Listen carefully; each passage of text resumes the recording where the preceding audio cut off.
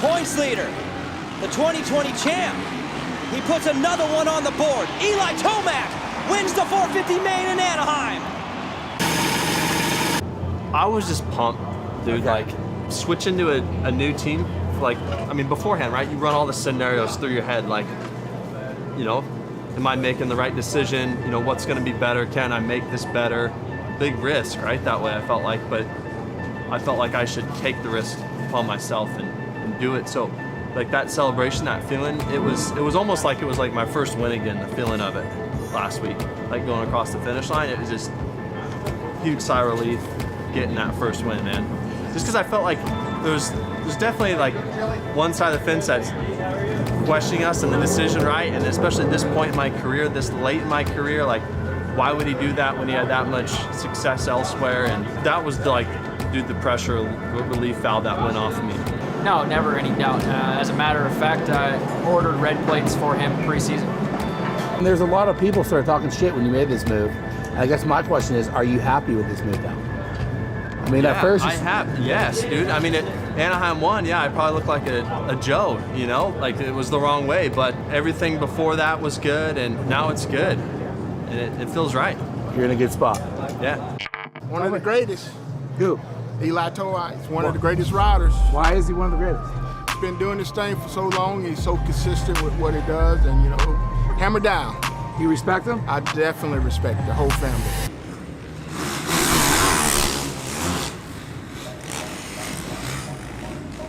Yeah, our expectations with Eli are, I think they're always to win, but I mean, you have to be realistic too when you get on a completely new bike and on a new team. There's going to be a few kinks to work out, you know. And for us, it was just getting his chassis a little bit more dialed for the first couple rounds, and then the clutch and the start execution.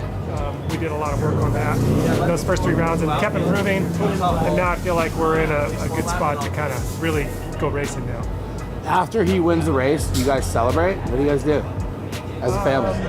What happens? Well, normally we just come back to the coach, hang out, and then, well, it depends what's going on. But Yeah. we got to do this 17 times. We can't get too crazy at round 4. Okay, good answer. Eli's a gnarly dude. Hell, man, I've known Eli since he was 5 years old, like riding little mini bikes. He was a gnarly dude then. His dad's a gnarly dude. Like, he was brought up to be a gnarly dude, right? Obviously, getting the red plates badass, because red plates are just badass in general. Rolling out for qualifier 1. Now's the time to throw it on a time. Like, we just had free practice earlier, and now we're like in the one that matters. Yeah, this gives us our gate pay.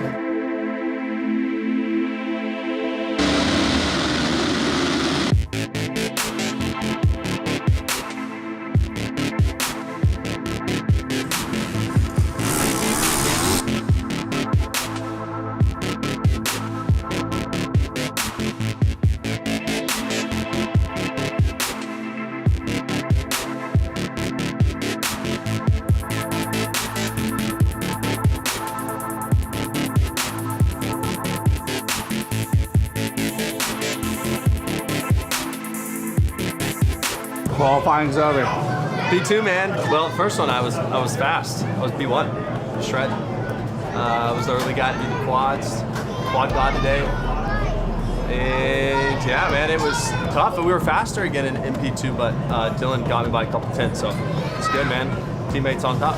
Dragon's tough tonight. Like, that practice, what we're trying to do is jump off the second step from the top, right? And then you miss the top one completely. But sometimes you'll clip your front end and get a little front end, little bounce. It's a little bit sketch. Everything's been going pretty smooth between us. We get along pretty good. So I think that's the first step in having success with a rider is working together. Do you talk to him about riding, or you just stay on the bike? I mean, he's a veteran, right? He knows how to ride. He knows what to do. So my job is just working with the team and getting him comfortable. Engines are pretty close to the same. Eli's is a little bit different. He's pretty hard on the power. He likes it full blown all the time, and Dylan likes it a little more calmed down. Describe his ride style. Just manhandles the bike, it seems. Just muscle that thing around. Dude, Tomac, he's obviously, always fast. He kind of keeps to himself. You know, he's kind of a secretive guy. You don't know what he's got going on, but he's a legend for a reason because he's fast and he makes it happen a lot of times. Is he one of the best guys you've ever raced? Yeah. These are some deep questions, Barsha. No, I like it. Like, yeah. No, I respect him as a racer 100%, and he's a strong competitor. I like racing Eli. He races clean, fair. I like it. We've had the greatest battles, and I feel like we've been on top of our game for many, many, many years now, so I got nothing but respect for the guy. No, usually on those nights that he's on, and it's hard for anybody to beat him, but you know, for the most part, we've done some good battling for sure. That dude, whenever he's behind you, you can hear it because that dude is wide open, hanging out the clutch. And sometimes I watch him ride and I'm like, like that's got to be so stressful how he does it sometimes. He's been in it too, you know, like it's not like he gets like hurt or anything like that. Like he stays in the game, you know, race after race, year after year. So it's pretty damn impressive. You had great rivalries like back in the day, you know, with Ricky and Stu and Chad and Stu, and you know, there's all these great people that battled each other, and I feel like me and Eli, we're kind of like these two, you know, for a while now, so it's freaking awesome. You got the whole family on the road these days, huh? Full crew to this one. Yeah. It's because we drove. Like flying's a nightmare, but we drove from Cali to here, so dude, it's just chaos. He just ate potatoes. What's his name? Noah. Tell me about Noah. Noah is 4 months. He has 2 teeth already. He's definitely his dad's son, that's for sure. Very spoiled ride. Has to be held 24/7. How does Noah like Supercross touring? Loves it. Y'all saw him on the podium the other weekend. Really liked it. This one, on the other hand. And then what's your name? Lab. Who's just like Eli. That's so That crazy is Eli's to me. twin. We got the black eye. Yep. Gotta hit the floor, you know, a couple times, right? So, Kathy, how's the grandma life? Loving it, loving it. And then how is it with all these kids on the road? How's Love it. How's It's the so much dynamic? fun. It's so cool.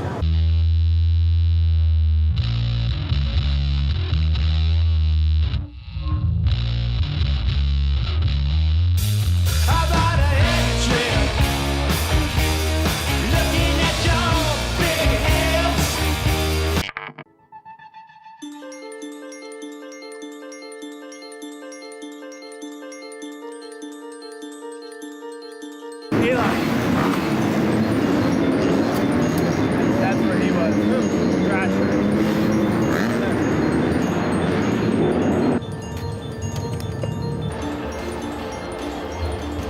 Christian said, check out the right side of the whoops.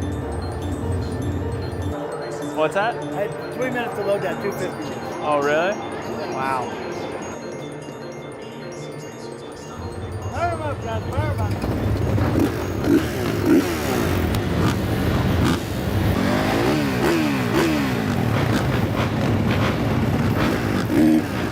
Head forward.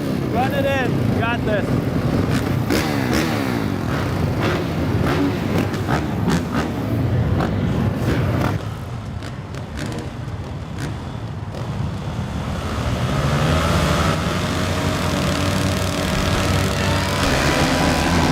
Wow. Whoa.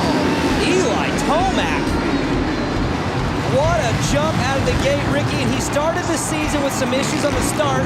Said he worked on it, cleaned it up. You think he cleaned it up? Oh, certainly did. He came out firing. He timed that gate drop perfectly. Tomac out front, who has won more Triple Crowns than anybody.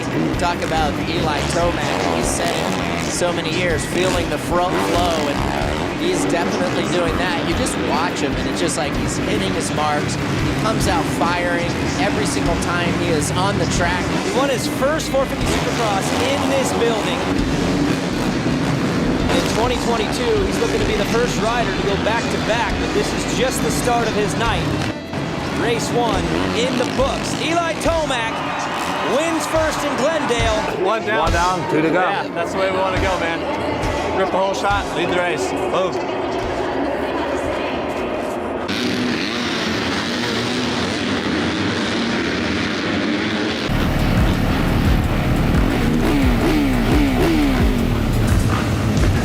Remember, head forward, run it in again.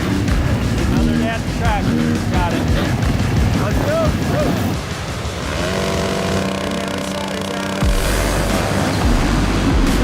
the jump. Not as good, but still the best. I mean, do we take the leap? Is he a great starter now, Ricky? That's 2 in a row. So he takes the lead. Jason Anderson second.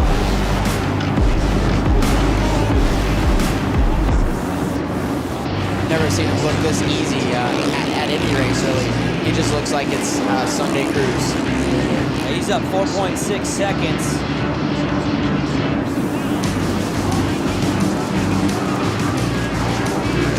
I'm telling you how impressed I am with Eli Tomac.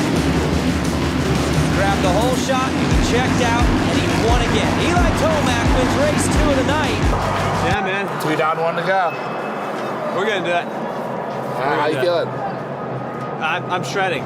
Like my tires feel like I'm like cat on a carpet, dude. Just yeah. That's it. I like that.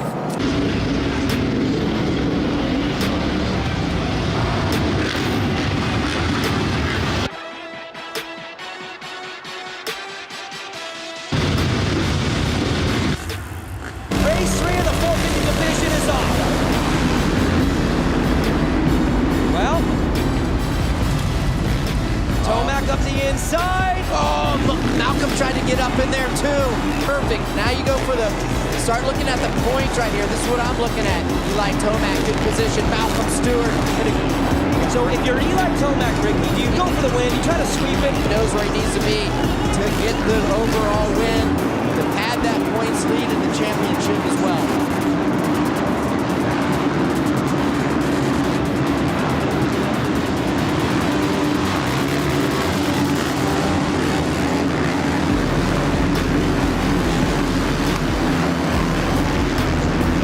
The inside, Tomac makes the move on Malcolm Stewart into second. We are halfway through this race. Tomac rips around the outside. Here comes Anderson, though. And for Eli Tomac, this would be the first back-to-back win since 2020. And he gets it done. His 39th career victory in Monster Energy Supercross. Took a chance, dude. To the strictly Tomac the other day. Yeah. And dude, you pulled it hard. Dude, we did it. We're vibing. It's good. How you feeling, dude? Take me through the night, man. Just like the whole night was just good. I mean, yeah, I didn't get the last photo, but first 2, put the work in, executed the starts. It felt good. The last one, did you sort of let off? Just get the overall? I mean, yeah, I wanted to stay in front, but I wasn't going to take unnecessary risk at the same time. Do the point spread. The 2 up front, Chase and Jason were riding really fast, but I put my big effort in 1 and 2. Welcome back, dude.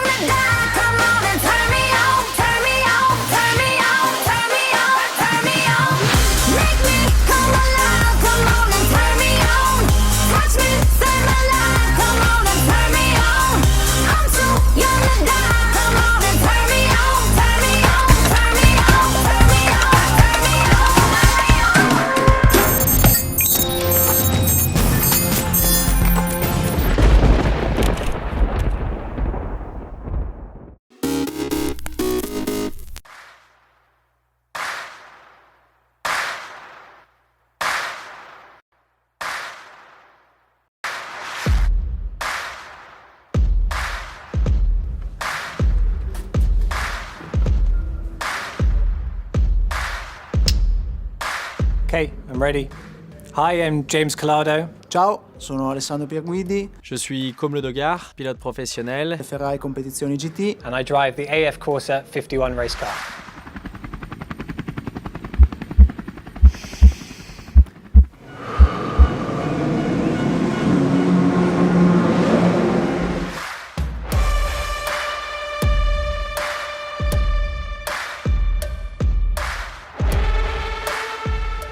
So I was starting the race. This is something which, as a driver, you get a lot of pressure, especially the Le Mans 24-hour. You've got thousands of people watching you in the grandstands. You've got the whole team at Ferrari relying on you to start the race and make sure that the car gets around on the first lap. And this year was particularly different. We had wet weather and it started to rain.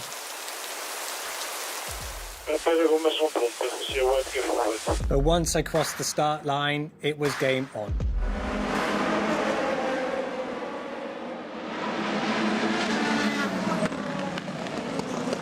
The track became extremely wet and visibility was almost zero. It was a very nerve-wracking moment.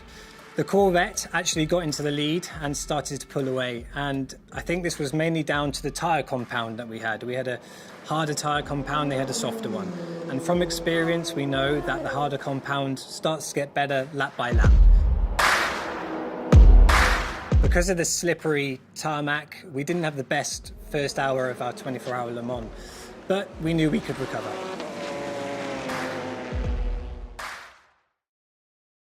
As we expected, the tyres came up to temperature and we were able to manage the gap and actually start to catch the Corvette. So the track was starting to dry out and we started to catch the Corvette, and right at the very end of the stint, I managed to make an overtake. You're doing a great job, mate.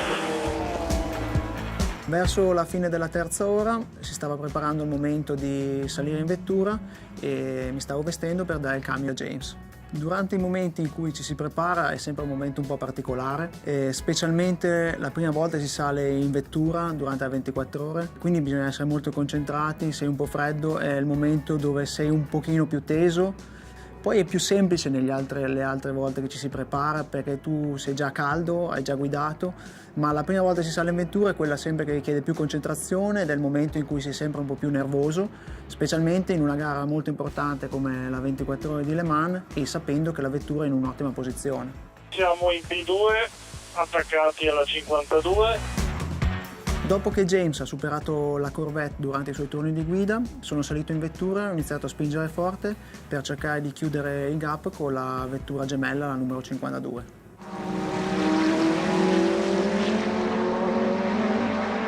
Generalmente tra vetture gemelle dello stesso team si cerca di evitare la bagarre, quindi essendo più veloce ho chiesto il permesso di superarla. Alla ripartenza invertiremo le posizioni, tu passerai la 52.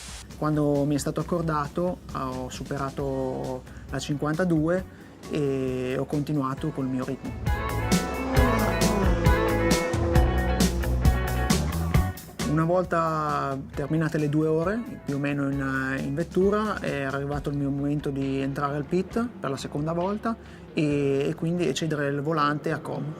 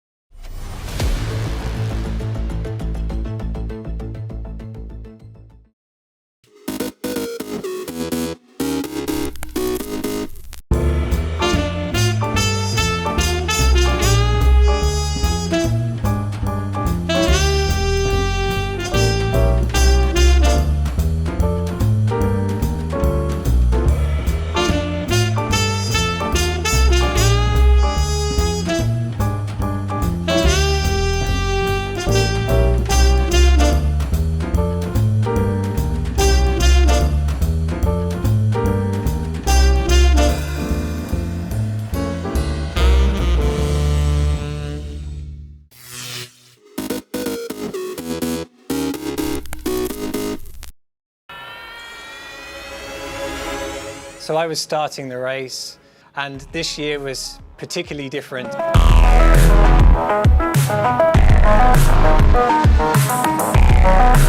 I managed to make an overtake.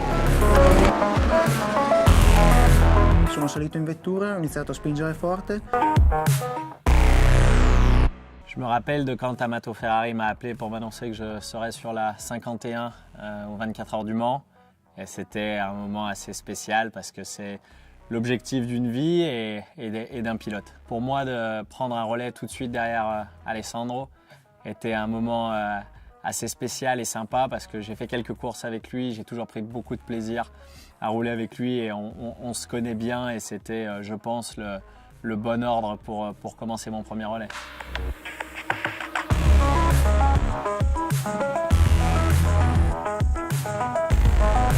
Le premier relais est assez spécial parce que c'est celui où il faut rester très concentré, prendre un peu la température sur le rythme, continuer de pousser, mais où une erreur est facile à faire, que ce soit dans le trafic. Garder la distance avec la Corvette était un exercice de 24 heures où il fallait rester très performant en évitant les pièges et bien réfléchir avant de monter dans la voiture à la quantité d'attaques à mettre en piste pour pas détruire la voiture et voir le drapeau d'amis. We are leading now with a good gap. I will update later. Tour après tour, je vois arriver la fin de mon relais et la fin de la luminosité. Racing in the night in Le Mans is one of the most mentally demanding things I've ever done.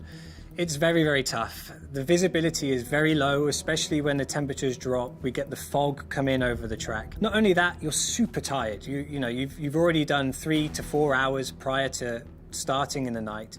And I remember in this race, I was doing 300 kilometers per hour down the main straight at Mulsanne, and all of a sudden there was an LMP2 stuck in the middle of the track. I went past, missed it by a few centimeters, which puts into perspective how dangerous racing in Le Mans in the night can be. Slow zone 3 is active. Slow zone 3 is active from Tetre Rouge to first chicane. So once we receive the information from our engineer that there's a slow zone, it's actually surprisingly more stressful than you think. It's a strange feeling because you start to think, and when you start to think, you start to worry.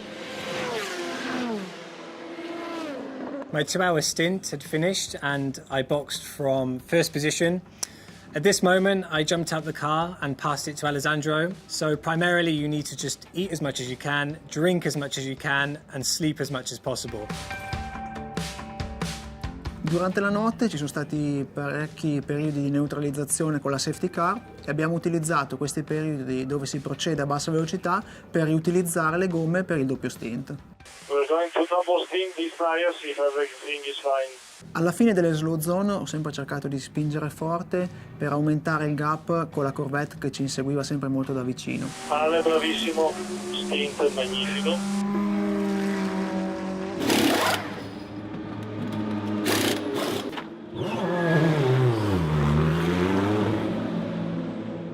C'était enfin mon tour de prendre la voiture pendant la nuit. Et c'est toujours une épreuve difficile parce qu'il faut avoir ses repères qu'on prend pendant la journée pour être performant dès le premier tour. Jusqu'à l'arrivée de la pluie où tout a été très compliqué. Beaucoup de voitures dans les murs, dans les bacs. Il a fallu passer à travers, ça a été très compliqué. So when the sun comes up in Le Mans, it's known as what's called the golden hour. It's the golden hour because this is when the lap times are the quickest, the temperatures are normally at their coolest, but visibility is also at their hardest. So it's a time to push hard because it's coming to the close end of the race, let's say, but at the same time it's super important not to make mistakes due to the bad visibility from the sun.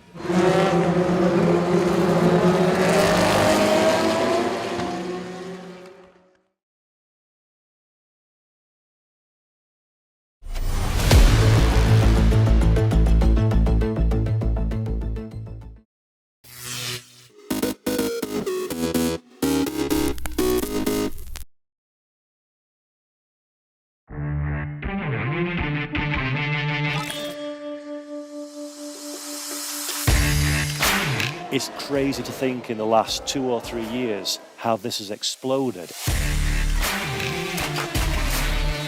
I'm Brendan Lee. I'm David Tonizza.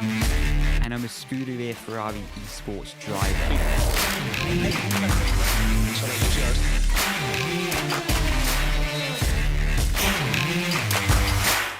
Kalmo Podlowski, you are a champion. You are the best driver in the Ferrari Esports Series. He has tears in his eyes.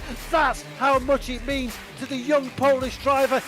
So this year represents the dedication of Ferrari. We've gone from being the FDA team all the way up to the Scuderia team. So it really shows the amount of enthusiasm behind the scenes going on here. It's amazing to be part of the Scuderia Ferrari family, especially because it's not just a team, but it's a whole family, and I'm very proud and glad to be part of it. Joining the Ferrari team was something that I tried to achieve past 2 years, and I finally succeed, so I'm looking forward for the journey. I'm glad to be part of the esports generation, and doing it with Ferrari, it's something even more exceptional.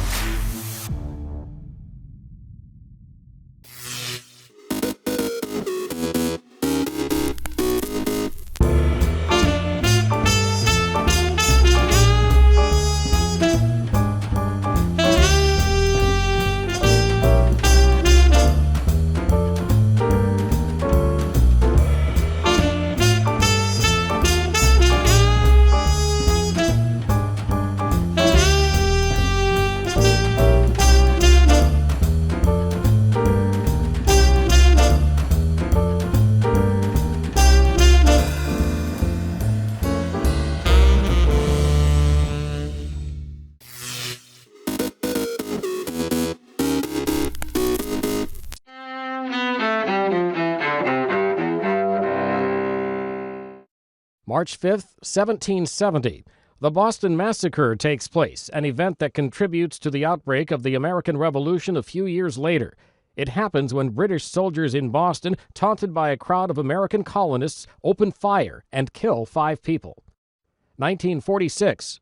In Fulton, Missouri, Britain's Winston Churchill warns about the Soviet Union's growing influence in Eastern Europe after World War II. From Stettin in the Baltic to Trieste in the Adriatic, an iron curtain has descended across the continent. 1953.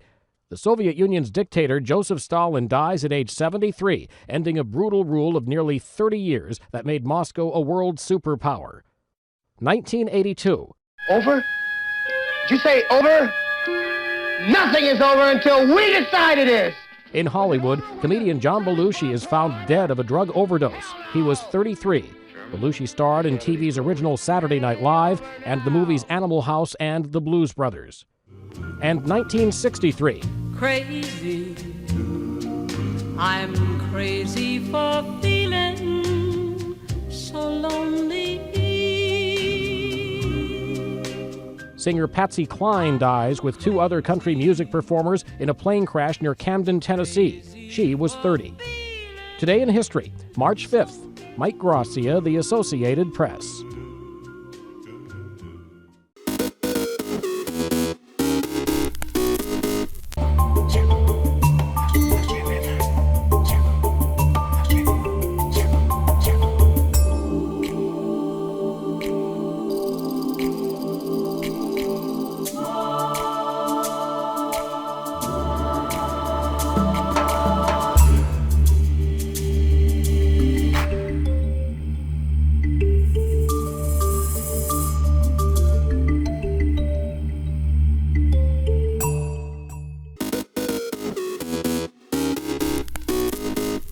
Welcome back in our studio, and in today's news,